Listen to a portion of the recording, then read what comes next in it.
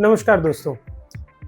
आप सब जानते हैं भारत के ऊपर यूएसए ने 50% टैरिफ लगाए हैं और इन टैरिफ्स के लिए बहुत सारे कारण बताए जा रहे हैं। पर क्या हो अगर मैं आपको बताऊं कि इन टैरिफ्स के पीछे ब्राज़ील नाम का एक देश भी है। जी हाँ, ब्राज़ील और भारत के टैरिफ्स के ऊपर एक कनेक्शन है। मैं आपको समझाता हूं कैसे। मैं आपको लेके चलता हूं अब से 5 साल पहले। ब्राज़ील के अंदर बहुत सारे लोगों को ये कंसर्न था कि उनके यहाँ पे फेक न्यूज़ जो फैल रहे हैं ट्विटर और फेसबुक के ज़रिए, उस पे कुछ कंट्रोल होना चाहिए। तो उन लोगों ने एक मोशन बनाया, एक रेवोल्यूशन आया वहाँ पे और सरकार एक लेजिस्लेशन लेके आई जिसका नाम रखा गया फेक न्यूज़ बिल, जिसके अंदर इन सारे प्लेटफॉर्म्स को रिस्पॉन्सिबल बनाया गया कि अगर वो फेक न्यूज़ को नहीं हटाते हैं या नहीं एक्शन लेते हैं तो उनके ऊपर एक्शन होगा।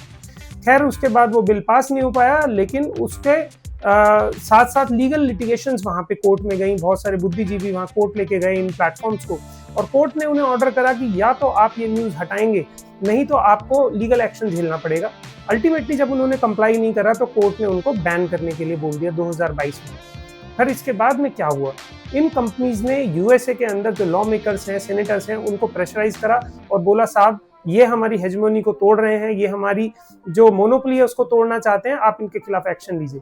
तो गवर्नमेंट ऑफ यूएसए ने जो जजेस थे जिन्होंने ये डिसीजन दिया था उनको बैन कर दिया यूएसए में, उनके वीजा रोक दिए और ब्राजीलियन गवर्नमेंट के ऊपर भी काफ़ी प्रेशर बनाया।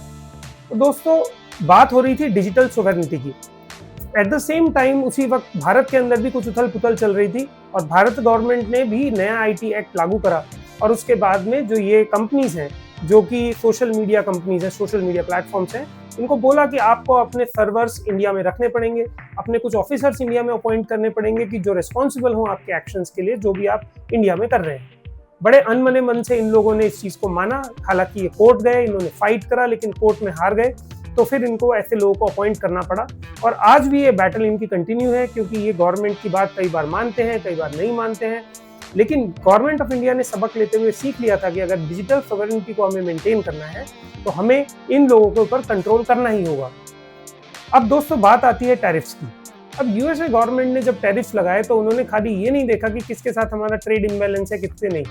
उन्होंने ये भी देखा कि कौन सी कंट्री हमें हमारे हेजमोनी को चैलेंज कर रही है। जैसे ब्राज़ील के ऊपर उन्होंने टैरिफ लगाते समय कहा कि आप हम पे हाई टैरिफ लगाते हैं, इसलिए हम आप पे टैरिफ लगाएंगे, और पनिश करने के लिए वो टैरिफ इतने हाई रखे कि उनके प्रोडक्ट्स वहाँ पे बहुत ज़्यादा महंगे हो जाए और ना बिके। उसमें एक बहुत बड़ा रीज़न ये फेक न्यूज़ बिल था। सेम केस इंडिया के साथ उन्होंने रीज़न दिया कि आपने रशियन ऑयल क्योंकि खरीदते हैं इसलिए हम आपके ऊपर टैरिफ लगा रहे हैं।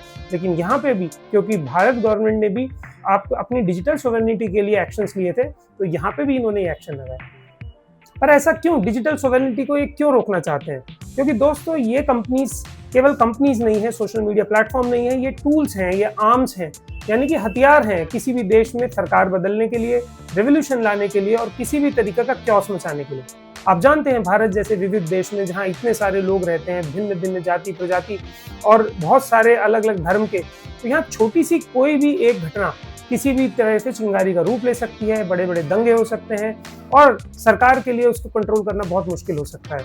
तो इसीलिए सरकार ने अपने आप को और अपने सारे नागरिकों को सुरक्षित रखने के लिए इस प्रकार के कदम उठाए थे। पर गवर्नमेंट ऑफ यूएसए ये बिल्कुल नहीं चाहती कि सारा कंट्रोल हमारी गवर्नमेंट्स के हाथ में आ जाए और उनकी जो बिग टेक कंपनीज हैं उनकी हेजमोनी और उनकी मोनोपोली टूट जाए।